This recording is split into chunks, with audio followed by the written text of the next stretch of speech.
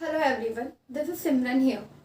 So last class में हमने Indian history का जो स्टोरेज वाला पोर्शन था, मीन्स पाषाण काल, वो हमने कंप्लीट कर लिया था, जो कि प्री हिस्ट्री के अंदर आता है। आज हम एंशियंट इंडिया में ही प्रोटो हिस्ट्री में मीन्स इंडस वैली सिविलाइजेशन पढ़ेंगे। तो हमने पढ़ा था कि प्री हिस्ट्री क्या होता है, मतलब पहले हमने देखा कि हिस्ट्री क्या होता है, देन प्री हिस्ट्री क्या होता है। आज हम देखेंगे प्रोटो हिस्ट्री क्या होता है। हिस्ट्री मैंने आपको बताया था कि जो भी चीज़ पास्ट में हुई है और उसके एविडेंसेस हैं तो वो हिस्ट्री है। सेम प्री हिस्ट्री, जब जो चीज़ पास्ट में हुई है और उसके एविडेंसेस हैं वो हिस्ट्री है। तो प्री मतलब पहले, तो ऐसी चीज़ें जो हुई तो पास्ट में हैं बट उनके एविडेंसेस नहीं मिले हैं, सिर्फ खुदाई के बेसिस पे जो चीज़ें मिली हैं उनके बेसिस पे वहाँ के बारे में पता लगाया है, वो प्री हिस्ट्री है। प्रोटो हिस्ट्री क्या होता है? प्रोटो हिस्ट्री जो होता है, इसको हम आद ऐतिहासिक काल कहते हैं। आद ऐतिहासिक काल। इट मीन्स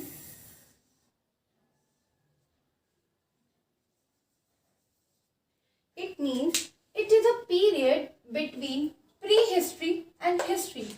ये जो पीरियड होता है ये प्री हिस्ट्री और हिस्ट्री के मिड का पीरियड होता है, that is proto history, in which a civilization has not developed writing but other cultures have already noted their existence in their own writings. Means in लोगों ने जो writings के sources थे यहाँ से मिले थे, मीन्स लेकिन वो वेल डेवलप्ड नहीं थे, मीन्स उन्हें पढ़ा नहीं जा सकता, इसलिए जो अदर कल्चर्स थे उन्होंने इनके बारे में जो नोट किया था अपनी राइटिंग्स में, उसी को प्री हिस्ट्री कहा गया है।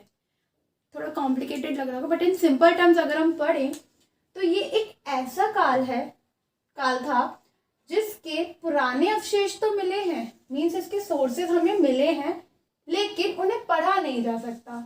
अब सोर्सेज मिले हैं पर पढ़ा नहीं जा सकता, मतलब इनकी जो राइटिंग्स हमें मिली हैं वो पढ़ने योग्य नहीं है, ऐसा कह सकते। क्यों?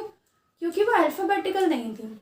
मीन्स जैसे हम लोग शब्द और अक्षरों का यूज़ करते हैं, उनके में ऐसा कुछ नहीं था।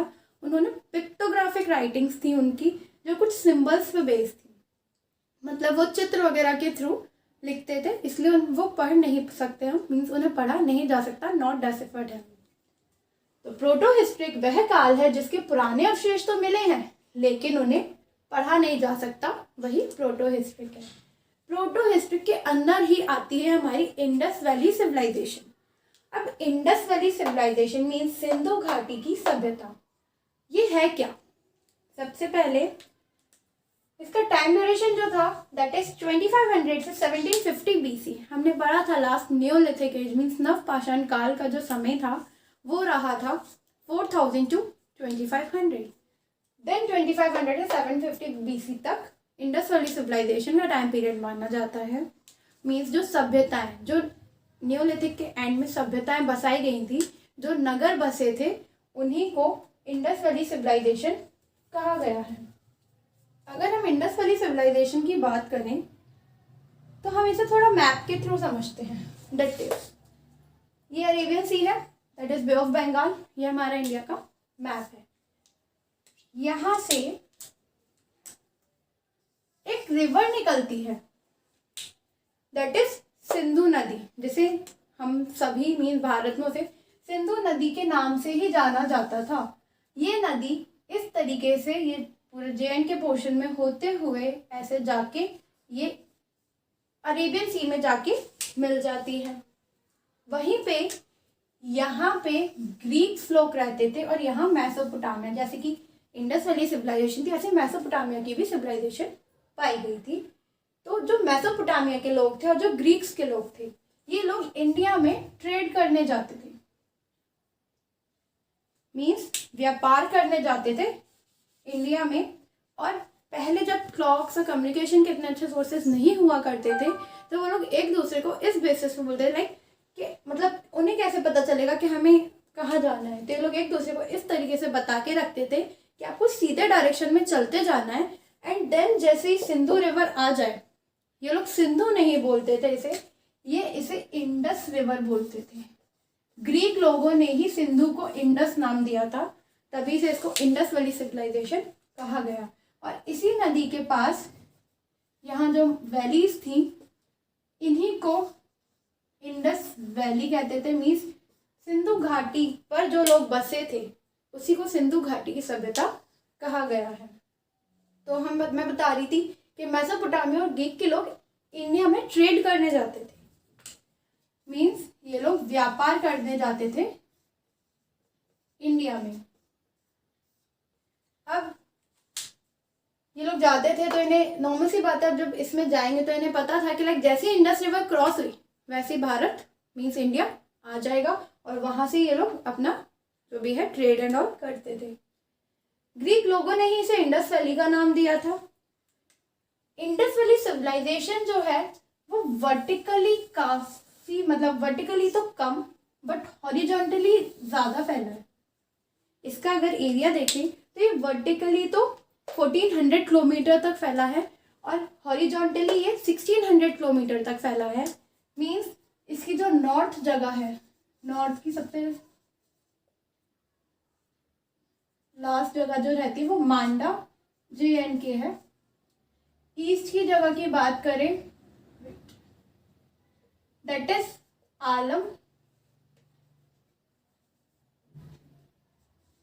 आलमगीरपुर जो कि यूपी में है। साउथ की बात करें तो दैमाबाद दैट इज महाराष्ट्र में, और वेस्ट की बात करें तो सुट का गेंडोर।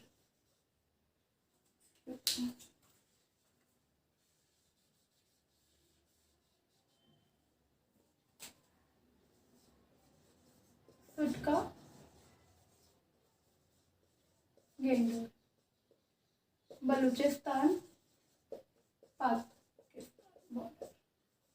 ओके, तो ये इसकी जगह है कि नॉर्थ में ये यहाँ तक फैला था, ईस्ट में यहाँ आलमगीरपुर तक था, साउथ में दैमाबाद जो कि महाराष्ट्र में था, और वेस्ट में ये बलूचिस्तान पाकिस्तान का सुटका गेंडोर तक फैला हुआ था। तो मीन्स हॉरिजॉन्टली ये ज़्यादा था और वर्टिकली ये कम एरिया कवर किया हुआ था। इसके अलावा अगर ये पाकिस्तान का एरिया आ गया, अब यहाँ की जो साइट्स थी वो तो ये है कि उनकी खुदाई उदाई होना बंद हो चुकी है। मीन्स अब वहाँ ज़्यादा एविडेंसेस की फाउंड आउट नहीं की जा रही है, जितना मिलना था उतना मिल गया। बट इंडिया के अंदर अभी भी गुजरात और हरियाणा इन दो जगह पर खुदाई का काम चालू है।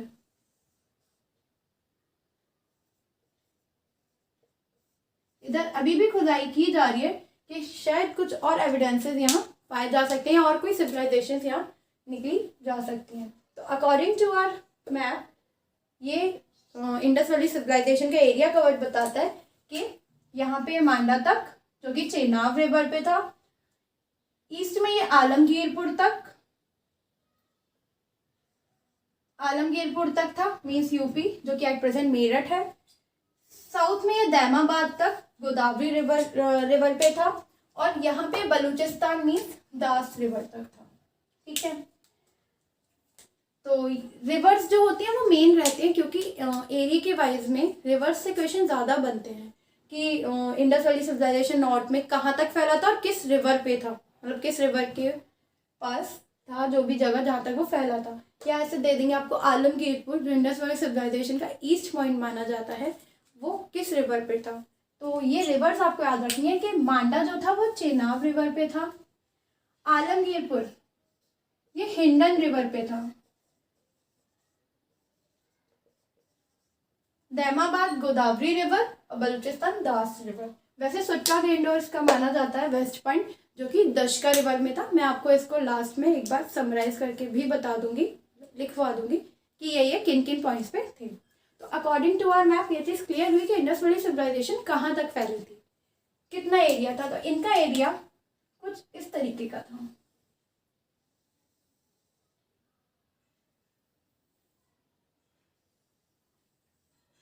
ये पूरा एरिया इंडस वैली सिविलाइजेशन ने कवर किया किया हुआ था। अब हम बात करते हैं कि इंडस वैली सिविलाइजेशन एक्चुअली में है क्या। नाम से समझ में आ रहा है कि इंडस मीन्स रिवर थी हमारी, सिंधु घाटी की सभ्यता मीन्स जो नदी थी, उसके आसपास रहने वाले लोग मीन्स उन घाटियों पर रहने वाले लोगों ने जो बस्तियां बसाई उसी को इंडस वैली सिविलाइजेशन कहा जाता है। इंडस वैली सिविलाइजेशन जो थी इसको ओल्डेस्ट सिविलाइजेशन कहा गया है, मीन्स इसको बोला जाता है कि ये ओल्डेस्ट सिविलाइजेशन है। ये इसके कुछ अनदर नेम्स हैं कि इन नाम से भी इंडस वैली सिविलाइजेशन को जाना जाता है, जिसमें से फर्स्ट है ओल्डेस्ट सिविलाइजेशन। तो जैसा कि मैंने आपको बताया था कि नवपाषाण काल में लोगों के पास सब कुछ अवेलेबल हो गया था, मीन्स उन्होंने एग्रीकल्चर स्टार्ट कर दिया था, रहने के लिए उन पे केव्स थी, फायर उन्होंने इन्वेंट कर ही ली थी जिससे वो कुकिंग फूड और अपने आप को प्रोटेक्ट करने के लिए यूज़ करते थे। इसके अलावा लोगों के पास खाने के लिए मिल जाता था, पशुपालन उन्होंने स्टार्ट कर दिया तो उनको डेयरी प्रोडक्ट्स भी मिलने लगे। तो अब सब चीज़ें उन्हें एक जगह मिलने लगी तो उन्हें इधर उधर भटकने की ज़रूरत नहीं थी। अब जब वो भटक नहीं रहे थे तो एक जगह टिक कर रहने लगे, और जब वो एक जगह टिक कर रहने लगे तो ग्रुप ऑफ पीपल्स एक जगह इकट्ठे हुए जिनसे बस्तियां बनी और सिविलाइजेशन स्टार्ट हुआ। तो उसी के बाद आती है इंडस वैली सिविलाइजेशन, मीन्स ये पहली सिविलाइजेशन थी जिसको ओल्डेस्ट सिविलाइजेशन के नाम से भी जाना जाता है। नेक्स्ट हम बात करें कि अर्बन सिविलाइजेशन। अब इसे अर्बन सिविलाइजेशन क्यों कहा गया है? अर्बन सिविलाइजेशन मीन्स नगरीय सभ्यता।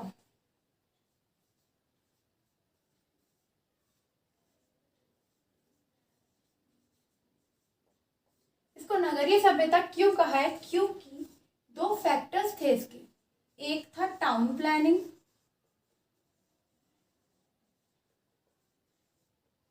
और एक था drainage system.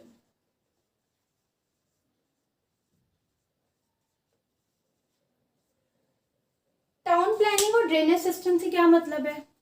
Town planning means इन्होंने जो नगर की प्लानिंग करी थी, जो उसका एविडेंसेस मिले हैं उसमें ऐसा मिला है कि टाउन प्लानिंग में इनकी मीन जो इन्होंने नगर बनाए थे वो पक्की ईंटों से बनाए थे। इन्होंने बर्न्ट ब्रिक्स, ईंटों को पकाकर as a building material use किया, मीन्स अपने घरों को बनाने के लिए ईंटों को पकाकर यूज़ किया था, पक्की ईंटों का उपयोग किया, इसीलिए इसको नगरीय सभ्यता कही गई है। क्योंकि जनरली विलेजेस रूरल एरियाज में मिट्टी के घर होते हैं और इस तरीके के मतलब कच्चे घर होते हैं, लेकिन यहाँ पे नहीं मिले थे, यहाँ शहरों की तरह मिले थे, मीन्स लोगों के ईंटों के घर थे, वो भी पक्की ईंटों के घर थे। इसीलिए टाउन प्लानिंग इनकी अच्छी थी जिसकी वजह से इसे अर्बन सिविलाइजेशन कहा गया है। नेक्स्ट इनका ड्रेनेज सिस्टम भी बहुत अच्छा था। ड्रेनेज सिस्टम मतलब इनकी नालियाँ जो होती थी वो भी पक्की थी, ऐसा नहीं कि ओपन है। तो इनका अगर ड्रेनेज सिस्टम की बात करें तो ये क्या करते थे, जितने भी ड्रेन्स होते थे, जैसे किचन की कोई ड्रेन थी, बाथरूम्स की ड्रेन थी, इन ड्रेन्स को मेन ड्रेन से जाके कनेक्ट कर देते थे जिससे जगह जगह ओपन ना रहे। और कनेक्ट करने के बाद जो मेन ड्रेन होता था उसे स्टोन वगैरह से कवर अप करके रखते थे जिससे कि हेल्थ इश्यूज वगैरह भी ना हो। तो ये दोनों चीज़ इनकी काफ़ी अच्छी थी जिस वजह से इसे नगरीय सभ्यता कहा गया है। Next is Indus Saraswati civilisation. अब Indus valley civilisation means Sindhu घाटी पे बसे लोग, लेकिन जब इसकी मतलब स्टार्टिंग में इसकी ना कुछ दो जो मेन थी वो फाइंड हुई थी, मेन काफ़ी थी बट स्टार्टिंग में जो दो इनकी वो थी साइट्स वो मिली थी, दैट इज हड़प्पा और मोहनजोदड़ो।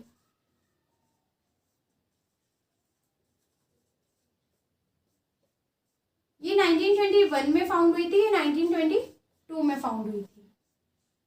तो ये दोनों ही इंडस रिवर के पास थी। अब इंडस रिवर के पास थी इसीलिए इस सभ्यता का नाम Indus valley civilisation means Sindhu घाटी की सभ्यता रख दिया। बट जब इसकी और साइट्स फाउंड की गई, इसकी और एविडेंसेस और सिविलाइजेशन मीन्स और सभ्यताएं निकली, तब पता चला कि सिर्फ इंडस वैली तक सीमित नहीं है, ये उसके आगे भी है। तो इसकी कुछ जगह है सरस्वती रिवर पे थी, मीन्स कुछ सिविलाइजेशन सरस्वती रिवर पे भी पाई गई थी, जिस वजह से इसका नाम इंडस वैली सिविलाइजेशन भी रखा गया। कुछ बुक्स में ऐसा कहा जाता है कि इसे इंडस वैली सिविलाइजेशन भी कहा गया है। Next is Harappan civilisation. अब इसे हड़प्पन सिविलाइजेशन क्यों कहा?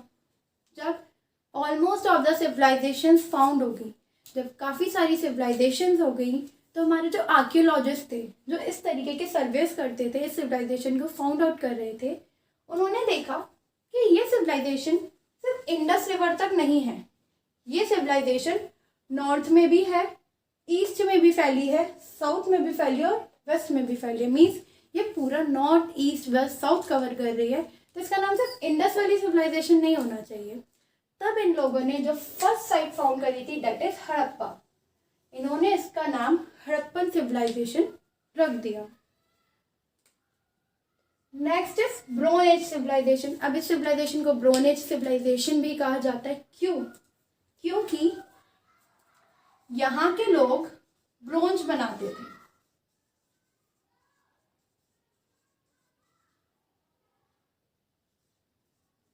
और ये ब्रोंज जो था वो कॉपर प्लस टिन से बनाते थे, इसीलिए इसे ब्रोंज एज सिविलाइजेशन कहा गया, क्योंकि यहाँ के लोग ब्रोंज बनाते थे और ब्रोंज कॉपर प्लस टिन बना के मिला के बनाते थे। दैट इज इस वजह से ही इसका नाम ब्रोंज एज सिविलाइजेशन भी पड़ा। अब ये बात हुई कि इंडस वैली सिविलाइजेशन क्या थी, इसको किस किस नाम से जाना जाता है, जो कि ये कुछ थे। Older civilisation, urban civilisation, mean सबसे पुरानी सभ्यता थी है, नगरीय सभ्यता भी के नाम से भी जानते हैं हम। इसको इंडस सरस्वती सिविलाइजेशन के नाम से भी जाना जाता है।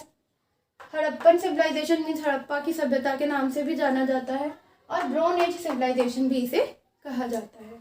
अब हम इसकी अगर ज्योग्राफिकल एक्सटेंट की बात करें तो हमने देखा यहाँ पे कि नॉर्थ में, ईस्ट में, साउथ में, वेस्ट में तक फैला हुआ है। तो ये क्या करता है, ये पार्ट्स कवर करता है पंजाब के, सिंध के, बलूचिस्तान के, गुजरात के, राजस्थान और कुछ पार्ट्स यूपी के, महाराष्ट्र के भी। तो ये इन पार्ट्स को कवर करता है। तो इसका अगर एरिया देखा जाए, ज्योग्राफिकल एक्सटेंट कहाँ तक फैला है, तो ये कुछ पार्ट्स हैं। अब इसकी मेजर साइट्स की बात करते हैं। इसमें साइट्स काफ़ी सारी फाउंड हुई हैं, बट हम कुछ मेजर साइट्स के बारे में ही पढ़ेंगे जिनमें से जनरली क्वेश्चंस आते हैं। तो कुछ मेजर साइट्स हैं इसकी, दैट इज हड़प्पा, ये जो थी ये रावी रिवर पे थी। सेकेंड इज मोहनजोदड़ो, ये इंडस पे थी। थर्ड इज चनहुदड़ो, सिंध पे, ये तीनों ही पाकिस्तान में थी। Fourth is Kalibangan, Rajasthan. Fifth is Banawali, Hisar. Next is Alamgirpur, जो कि यूपी एट प्रेजेंट ये मेरठ में है। नेक्स्ट इज लोथल, रंगपुर और सुरकोटरा, ये गुजरात में है। तो ये कुछ इसकी साइट्स हैं जो मानी गई थी, मेजर साइट्स में आती हैं। जो इसके अलावा भी काफ़ी साइट्स थी इसकी, बट मेन साइट्स यही मानी जाती हैं। अब हमने इसमें पढ़ा था कि प्रोटो हिस्ट्रिक पीरियड क्या होता है, इंडस वैली सिविलाइजेशन क्या थी, किस किस नाम से जाना जाता है इसे, इसका ज्योग्राफिकल एक्सटेंट कितना क्षेत्र इसने कवर किया हुआ है, और मेजर साइट्स इसकी कौन कौन सी थी। अब नेक्स्ट हम पढ़ेंगे इसके रिलीजियंस के बारे में, स्क्रिप्ट के बारे में और एग्रीकल्चर वगैरह के बारे में। Okay, so next is town planning. अब टाउन प्लानिंग, अब इसमें इनकी टाउन प्लानिंग कैसी थी, स्क्रिप्ट क्या यूज़ करते थे, रिलीजियन कैसा था, आर्ट एंड क्राफ्ट, एंटरटेनमेंट, ये सब पढ़ेंगे। एक चीज़ और, कुछ लोग ये सोचते हैं कि इंडस वैली सिविलाइजेशन और हड़प्पन सिविलाइजेशन दोनों अलग अलग है, लेकिन नहीं, इंडस वैली सिविलाइजेशन का ही आगे चल के नाम हड़प्पन सिविलाइजेशन कर दिया था। जैसा कि मैंने अभी आपको बताया था कि इंडस वैली सिविलाइजेशन सिर्फ इंडस तक सीमित नहीं, इवन पूरा north west east south cover कर रही थी। तो जो आर्कियोलॉजिस्ट थे उन्होंने सोचा कि इसका नाम इंडस वैली नहीं होना चाहिए, तब जाके उसको हड़प्पन सिविलाइजेशन का नाम दिया गया, क्योंकि वो उनकी पहली साइट थी जो हड़प्पा फाउंड हुई थी। ओके, अब हम देखेंगे कि इनकी टाउन प्लानिंग कैसी थी। बर्न ब्रिक्स यूज्ड, ये जो लोग थे ये पक्की ईंटों का उपयोग करते थे, मीन्स ईंटों को पकाकर उपयोग करते थे, जिससे कि इनको अच्छी क्वालिटी ऑफ गुड, मतलब बिल्डिंग मटेरियल अच्छा यूज़ करते थे। उसमें मैंने आपको बताया था लास्ट में ड्रेनेज सिस्टम, इनका ड्रेनेज सिस्टम काफ़ी अच्छा था। ये लोग पक्की नालियों का उपयोग करते थे। मीन्स ड्रेनेज सिस्टम में जैसा कि मैंने आपको बताया, सभी के किचन, बाथरूम, सभी की ड्रेन को जाके मेन ड्रेन से कनेक्ट कर देते थे, जिसकी और फिर जो मेन ड्रेन को ये कवर करके रखते थे स्टोन से, जिस वजह से इनका ड्रेनेज सिस्टम हेल्थ और हाइजीन में भी काफ़ी अच्छा माना गया था। Next is towns divided into 2 parts. इन्होंने टाउन्स को 2 पार्ट्स में डिवाइड करा हुआ था। एक था अपर पार्ट, एक था लोअर पार्ट। अपर पार्ट वाले को सिटाडल कहा जाता था और जो लोअर पार्ट होता था वो अलग था। मीन्स इन्होंने टाउन्स को 2 पार्ट्स में डिवाइड करके रखा था। In Mohenjodaro a big public bath means एक ग्रेट बाथ जो था वो पाया गया। ग्रेट बाथ क्या था? ये एक स्विमिंग पूल टाइप का था जो बहुत बड़े एरिया पे बना था। इसके 6 जो थी वो एंट्रेंसेस थी और इसके मेजरमेंट्स भी काफ़ी बड़े थे। इसके अलावा ये देखा गया था कि जो इनके ग्रेट बाथ था, ये लोग इसे अपने रिचुअल्स के लिए यूज़ ज़्यादा करते थे। मीन्स इनके अपने रस्म रिवाज के टाइम पे उसका यूज़ ज़्यादा किया जाता था, ऐसा एविडेंसेस में मिला है। इसके अलावा इनकी कुछ और भी साइट्स में, मतलब और भी जो मॉन्यूमेंट्स हैं वो पाए गए थे, जैसे सिटाडल, मैंने आपको बताया कि एक अपर पार्ट ये बना कर रखते थे। Apart from that great bath हुआ, ग्रैनरीज हुई। मीन्स ये लोग एग्रीकल्चर का जो अपना पूरा स्टोरेज होती थी वो सब ग्रैनरी में करते थे। फूड ग्रेन्स वगैरह सब वहीं स्टोर करके रखते थे। इसके अलावा असेंबली हॉल्स देखने को मिले हैं। तो इनकी ये कुछ मॉन्यूमेंट्स भी देखने को मिले थे। मॉन्यूमेंट्स नहीं, बस इन्होंने कुछ चीज़ें इस तरीके की फाउंड की गई थी जो अच्छे लेवल पे थी। अगर हम इनकी स्क्रिप्ट की बात करें तो स्क्रिप्ट, अभी लैंग्वेज कैसे यूज़ करते थे, जो इनकी राइटिंग्स थी वो कैसी थी? It written from right to left in one line and then from left to right in next line. ये लोग कैसे लिखते थे? ये लोग पहले राइट से लिखते थे और फिर यहाँ से नहीं, फिर ये लेफ्ट से राइट लिखते थे। कुछ इस तरीके की इनकी राइटिंग होती थी। हम लोग इस तरीके से लिखते हैं, पहले ऐसे लिखेंगे फिर ऐसे लिखते हैं, ये हमारी राइटिंग है। लेकिन ये लोग कैसे लिखते थे? ये पहले राइट से लेके लेफ्ट, देन लेफ्ट से लेके राइट, जिसकी वजह से ये नॉट डेसिफर्ड थी।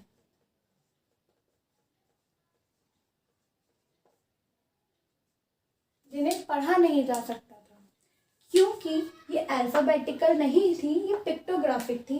मीन्स इसमें शब्द और अक्षरों का यूज नहीं होता था। ये चित्र बना के लिखते थे जो कि कुछ 64 सिंबल्स पे बेस्ड थी, जिसकी वजह से इनकी राइटिंग्स को नहीं पढ़ा गया। इफ हम इनके रिलीजन की बात करें तो यहाँ के जो लोग थे वो नेचर को बहुत मानते थे। मीन्स नेचर की पूजा करते थे, ऐसा एविडेंसेस में मिला है। इसके अलावा लॉर्ड पशुपति मीन्स भगवान शिव की भी पूजा करते थे। पीपल ट्री को पूजा करते थे, मीन्स उसको भी काफ़ी मानते थे। मदर गॉडेस, जिसको सोर्स ऑफ फर्टिलिटी भी माना है। मीन्स यहाँ से पेंटिंग कह सकते हैं या एक स्टेचू मिला था जिसमें एक मतलब गॉडेस के गर्भ से पौधा उगता हुआ दिखाया था, जिसको सोर्स ऑफ फर्टिलिटी माना गया है। तो ऐसा मानते हैं कि उनकी भी पूजा करते थे। इसके अलावा प्लांट्स, जैसे कि मैंने भी आपको बताया कि नेचर की पूजा करते थे, तो प्लांट्स वगैरह की भी ये लोग पूजा करते थे। इसके अलावा ये लोग लाइफ आफ्टर डेथ में बिलीव करते थे। मीन्स इनका मानना था कि लाइफ सिर्फ डेथ तक नहीं, इवन डेथ के बाद भी कंटिन्यू रहती है। तो इनका मानना ये था कि लाइफ जो होती है वो फॉरएवर चलती रहती है आफ्टर डेथ भी, जिसकी वजह से ये लोगों को जब बरिड करते थे, उनकी डेथ के बाद उन्हें ज़मीन में गाड़ा जाता था, दबाया जाता था, तो उसके साथ में उनकी ऑब्जेक्ट्स जो वो डेली यूज़ में जब करते थे यूज़, उन ऑब्जेक्ट्स को भी रखा जाता था। जैसे कि इजिप्शियंस हैं, वो लोग भी डेड बॉडीज़ को एज अ मम्मी प्रिजर्व करके रखते हैं, क्योंकि वो लोग भी लाइफ आफ्टर डेथ को मानते हैं। तो ऐसा मानना इंडस वैली सिविलाइजेशन के लोगों का भी था। अगर हम इसके आर्ट और क्राफ्ट की बात करें तो यहाँ पे ऑर्नामेंट्स पाए गए हैं। गोल्ड, सिल्वर, आइवरी, कॉपर, इनके कुछ ऑर्नामेंट्स पाए गए हैं। और ऐसा देखा गया है कि मैन और विमेन दोनों ही ऑर्नामेंट्स को पहना करते थे। Next is potters wheel use. Neolithic age में जब व्हील का इन्वेंशन हो गया तो वहाँ के लोगों ने यूटेंसिल्स बनाना स्टार्ट किया। तो इनकी भी जो पोटर्स व्हील थी वो काफ़ी एक्सीलेंस मानी गई है, मीन्स पोटर्स व्हील इनकी काफ़ी अच्छी मानी गई है,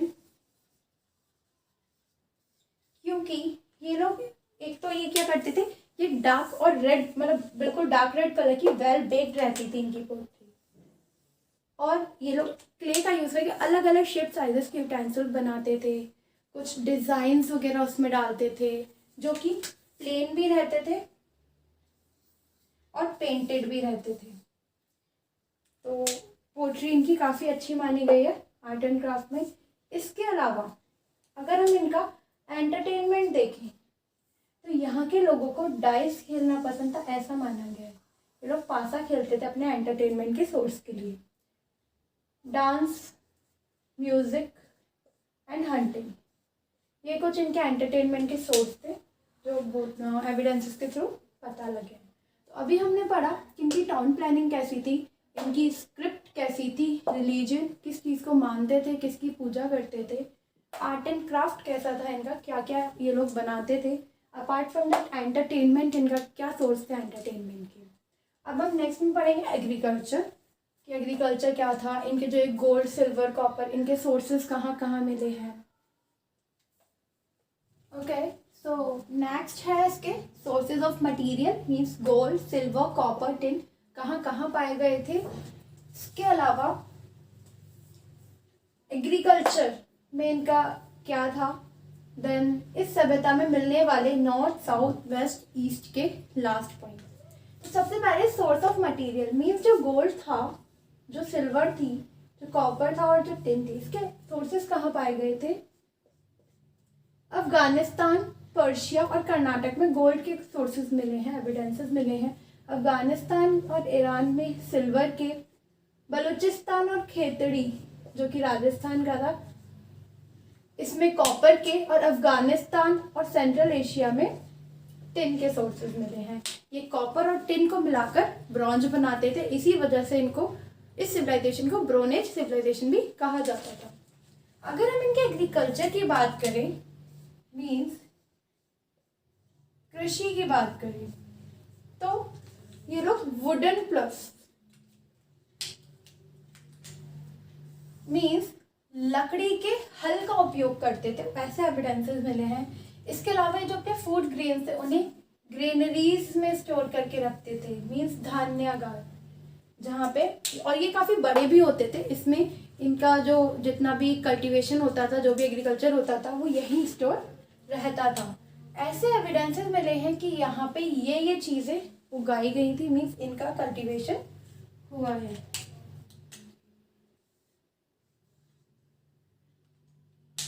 जैसे कि जौ मीन्स बार्ले, गेहूं, व्हीट, मटर, पीस, सरसों, मस्टर्ड, चना, चिक्पी, तिल, सिसम, चावल, राइस और कपास, कॉटन,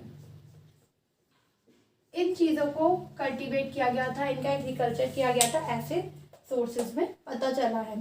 इसकी एक रिमार्केबल एग्रीकल्चरल अचीवमेंट जो थी, कॉटन को यहाँ की रिमार्केबल एग्रीकल्चर अचीवमेंट माना गया था। क्योंकि कॉटन जो थी वो सबसे पहले यहीं उगाई गई थी, मीन्स यहीं ग्रो की गई थी। इवन इजिप्ट ने भी काफ़ी सेंचुरीज तक इसको नहीं ग्रो किया था। इंडस वैली सिविलाइजेशन के काफ़ी सेंचुरी बाद इजिप्ट ने कल्टीवेशन किया था कॉटन का।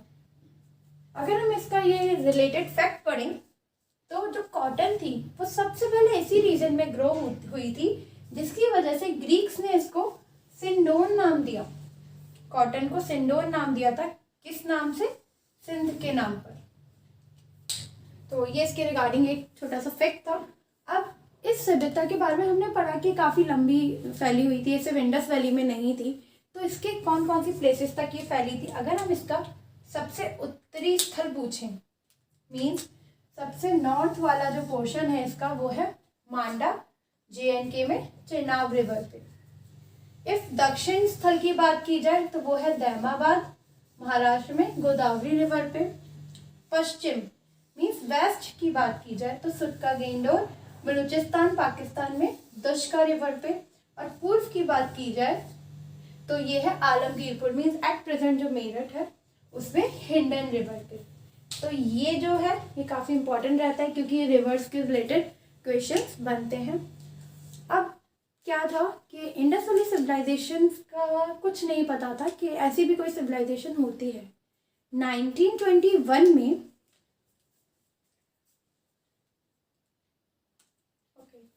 1921 में हड़प्पा फाउंड हुआ था बाय दयाराम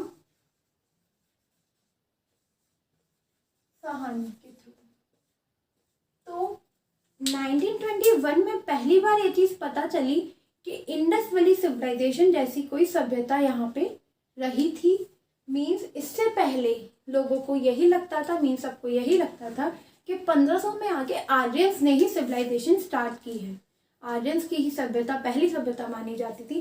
बट जब 1921 में दयाराम साहनी ने हड़प्पा फाउंड किया तब पता चला कि हड़प्पन सिविलाइजेशन भी यहाँ, मीन्स इंडस वैली सिविलाइजेशन भी यहाँ एग्जिस्ट करती थी। और इसी के बाद 1922 में मोहनजोदड़ो फाउंड किया गया बाय आर.डी. बैनर्जी, मीन्स राखल दास बैनर्जी के थ्रू मोहनजोदड़ो 1922 में फाउंड किया गया। और इसी के बाद ये तो हमारी फर्स्ट साइट थी हड़प्पा और ये सेकेंड साइट थी। इसके बाद से बाकी सिविलाइजेशंस को और फाउंड आउट किया गया। बट जो मेन चीज़ थी वो थी कि लोगों को पहले लगता था कि 1500 में आके आर्यंस ने स्टार्ट की थी। बट एक्चुअली में 1921 में पता चला जब दयाराम साहनी ने इसको फाउंड किया कि इससे पहले इंडस वैली सिविलाइजेशन रहा करती थी यहाँ पर। अब ओके तो ये जो सिविलाइजेशन थी, इंडस वैली सिविलाइजेशन जो थी हमारी, इसका एंड की अगर हम बात करें कि ख़त्म कैसे हुई, तो ये बहुत कॉन्ट्रडिक्टरी, मीन्स इसके रिलेटेड भी सबके अलग अलग व्यूज़ हैं। कुछ कहते हैं कि आर्यंस ने इन्वेजन कर दिया, मीन्स आर्यंस का आक्रमण हुआ, इस वजह से सिविलाइजेशन ख़त्म हुई। कुछ कहते हैं कि फ्लड की वजह से सिविलाइजेशन ख़त्म हुई। किसी का कहना था नेचुरल फोर्सेस लाइक अर्थक्वेक की वजह से हुई, डिफॉरेस्टेशन की वजह से हुई। तो मल्टी सोर्सेस थे। बट एक्चुअली में जो माना जाता है तो इस सिविलाइजेशन के एंड जो है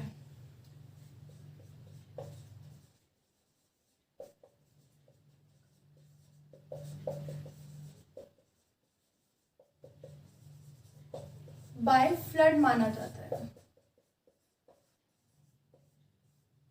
इन 750 BC। 750 BC में ये माना जाता है कि सिविलाइजेशन का एंड हुआ था फ्लड की वजह से। तो ये थी हमारी इंडस वैली सिविलाइजेशन। अब इंडस वैली सिविलाइजेशन में जो जो इम्पोर्टेंट चीज़ थी वो तो हो गई। बट अब नेक्स्ट क्लास में हम इंडस वैली सिविलाइजेशन की जो मेन साइट्स थी वो किस किस रिवर पे थी, किस किस ने फाउंड की, कब फाउंड की, और उनकी इम्पोर्टेंट सोर्सेज वहाँ कौन से मिले वो पढ़ेंगे। और वैसे इंडस वैली सिविलाइजेशन हमारे यहाँ एंड होता है। और जो मेन सोर्सेज मिले थे, जो एविडेंसेस मिले हैं, जो मेन जगह थी, किसने फाउंड की, किस किस जगह किस किस ईयर में फाउंड की, ये हम एक नेक्स्ट क्लास में करेंगे, जो एक चार्ट के थ्रू करेंगे। सो आज के लिए दैट्स ऑल, थैंक यू।